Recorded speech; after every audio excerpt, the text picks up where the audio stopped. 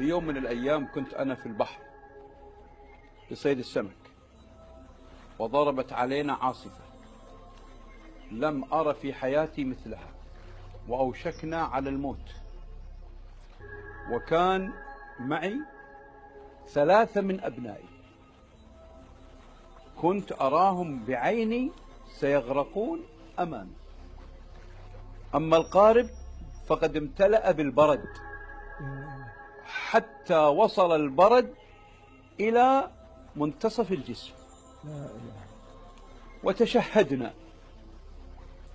ورجلي اليمين فقدت إحساس الأصابع فيه من البرودة ثلج.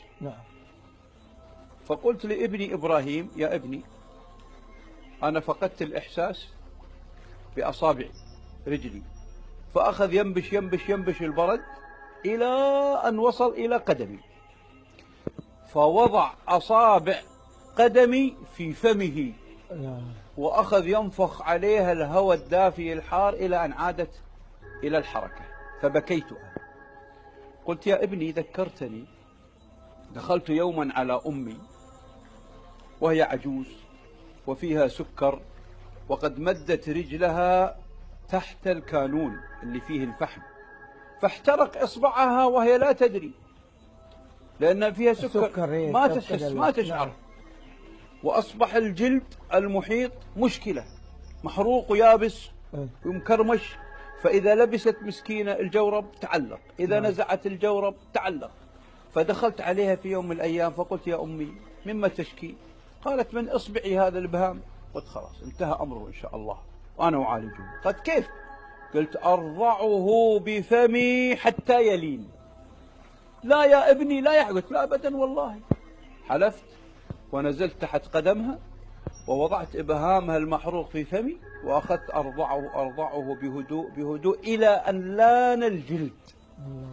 فأخذت أنزعه بهدوء، ثم وضعنا عليه المراهم ولففناه فشفيت، والحمد لله رب العالمين. قلت لابني إبراهيم: أنا عالجت إصبع واحد وأنت عالجت أصابعي هذه كلها.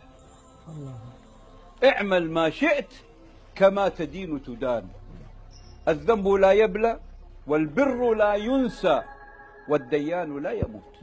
اعمل ما شئت كما تدين تدان. هذا أنا شاهدته بعيني، وأنقذنا الله، وهدأت العاصفة بفضل الله، ونجونا، وتحول هذا الثلج كله بعد أن وصلنا إلى المرفأ وكنا فيه إلى ماء، وخرج من القارب، والحمد لله رب العالمين. وأراني الله في حياتي من بر أبنائي أضعاف أضعاف أضعاف ما كنت أفعله لوالدي. الله أكبر.